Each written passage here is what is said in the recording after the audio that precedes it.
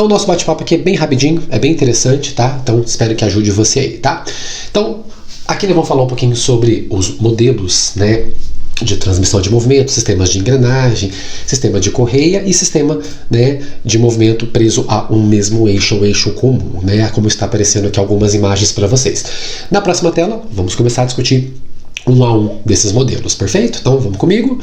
Aqui nessa telinha, pessoas, nosso bate-papo aqui é sobre o sistema de transmissão para o mesmo eixo. Então eu quero que vocês observem bem essas bolinhas ao lado, a laranja e a azul, que estão acopladas ao mesmo centro, né, e estão se movimentando conjuntamente, né? Então, como a GIF está aparecendo, o que está acontecendo ali, pessoas, é que as bolinhas, se vocês perceberam, elas levaram o mesmo tempo para completar uma volta. Isso é interessante, isso é importante, porque se você observar o comprimento laranja, né, da circunferência laranja e o comprimento da circunferência azul, elas são diferentes, né?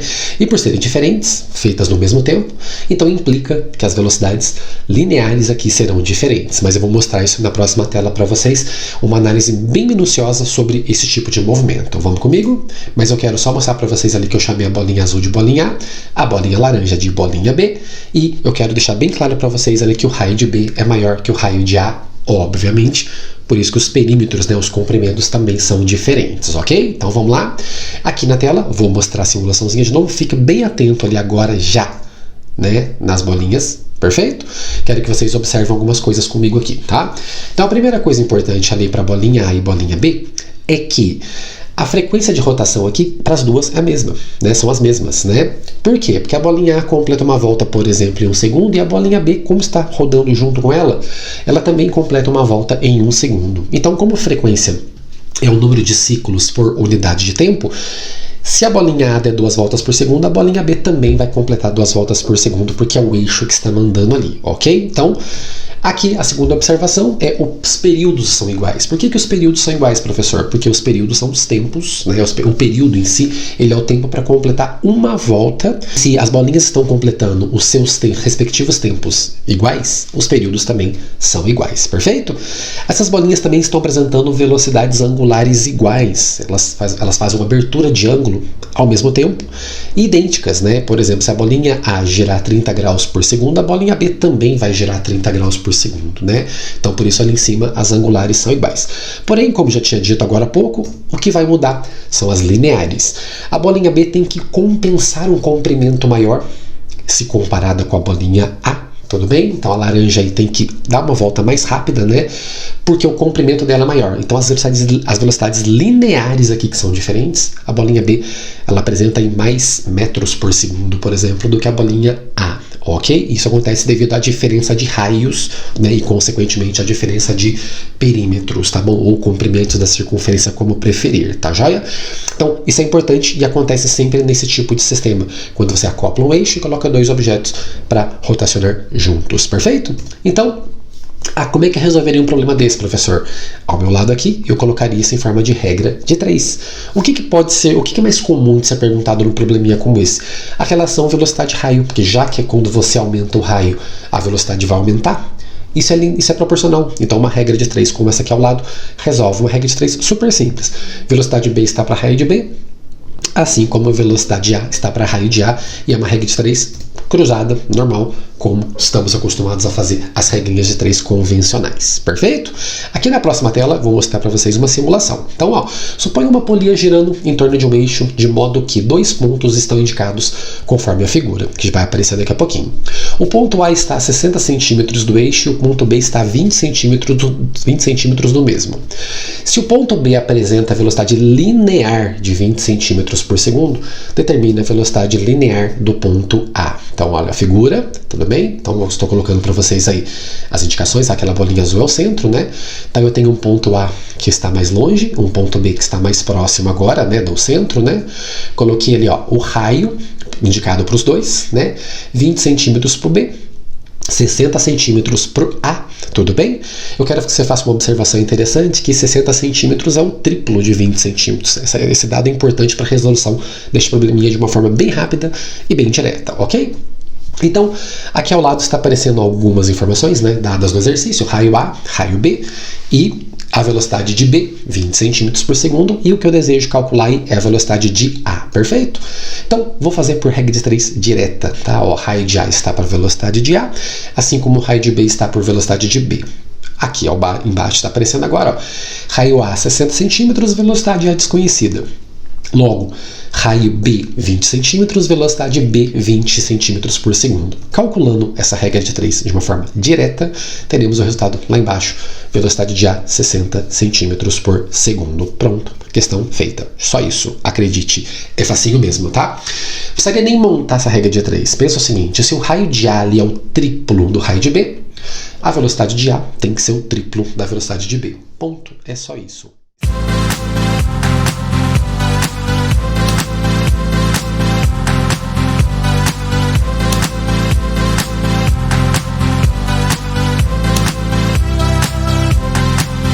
Próxima telinha, vamos falar agora de sistema de transmissão de eixos independentes. Cada disco, cada polia tem seu eixo agora, né?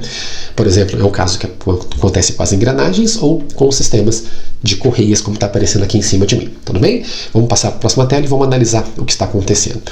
Muita atenção com esse desenho ao lado, porque esse desenho ao lado ajuda a abrir a cabeça aí para o movimento desse tipo que eu quero explicar para vocês. Então, eu quero mostrar algumas observações importantes aqui no processo. Se você observar ali, ó, eu chamei o disco pequeno de A, estou chamando o disco maior lá de B. Tudo bem? Só para questão de organização aqui das nossas incógnitas, tá? Eu quero chamar a atenção de vocês porque apareceu uma linha meio avermelhadinha ali no primeiro quadrante ali, né? Essa linha vermelha, né? Ela representa 1/4 da volta do disco grande, da polia grande. Se você imaginar que aquilo ali fosse um barbante, um pedacinho de barbante, contornando aqui no quarto, se você comparar com a polia A, que é pequenininha, esse barbante certamente poderia completar uma volta já. Então, se eu analisar desse modo, imagina uma bicicleta ali que eu pedalo 1/4 dessa bicicleta, ela pode representar aqui ao lado para mim uma volta completa, ou seja, lá eu giro 1/4 e a traseira, por ser pequenininha, ela gira já uma volta inteira.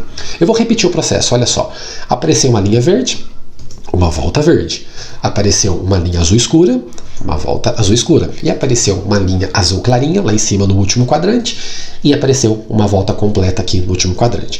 Essa relação é fundamental, porque ela está me garantindo que uma volta da catraca maior, da polia maior que a polia B, representa aí 4 voltas da polia A, que é a polia de trás. Ou seja, o sistema da bicicleta, você pedala pouco, a catraquinha gira bastante e o pneu da bicicleta gira bastante, logo a bicicleta anda bastante. Uma máquina muito eficiente, com certeza.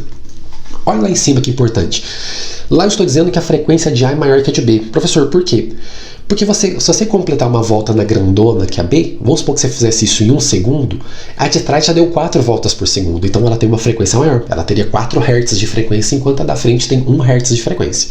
Então as frequências são diferentes, isso acontece direto, tá joia?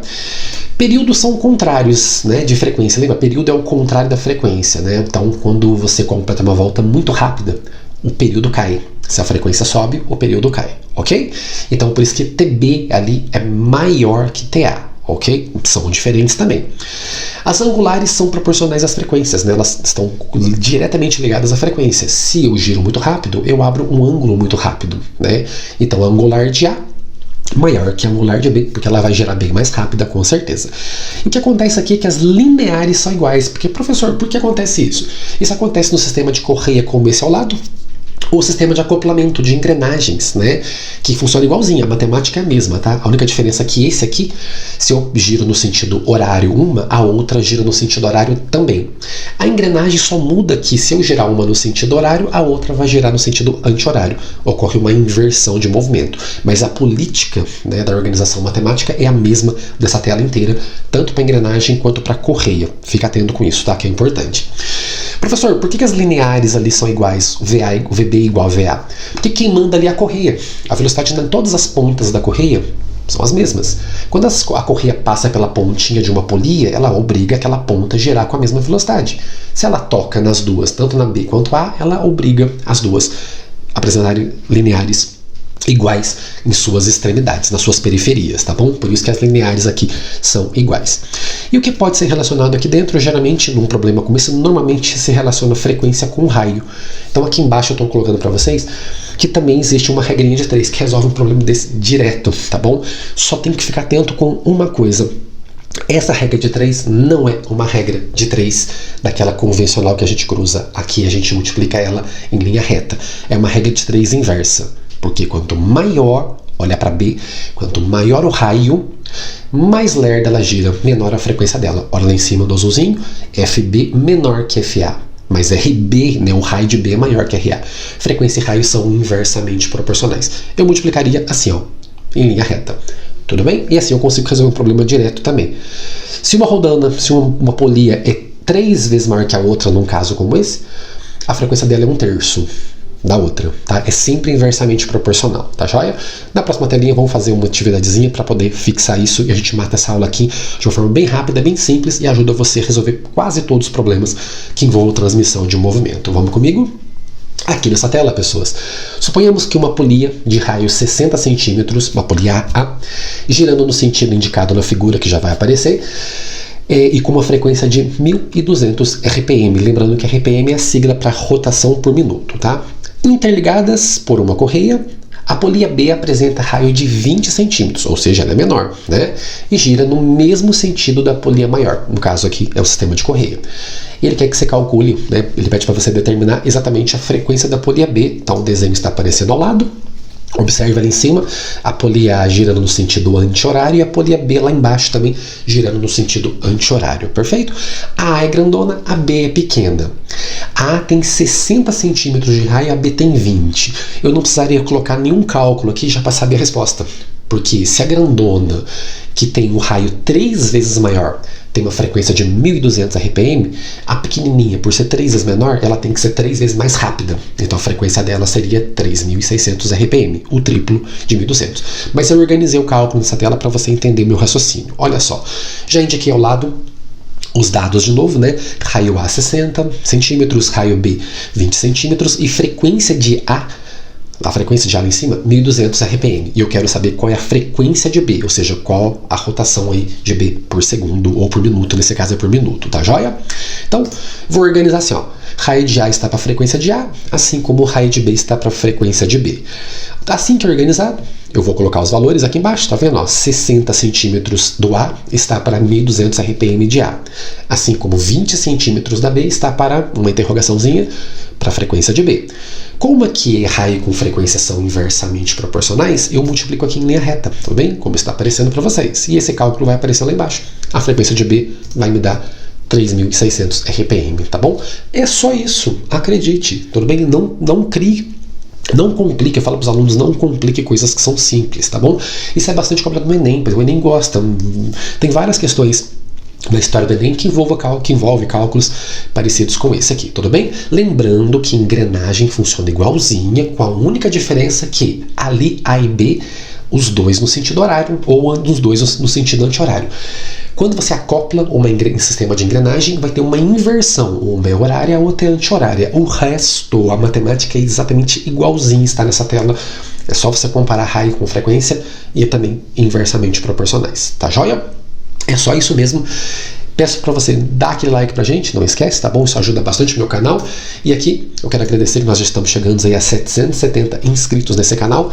Eu quero agradecer de coração pela força que você está dando no meu canal.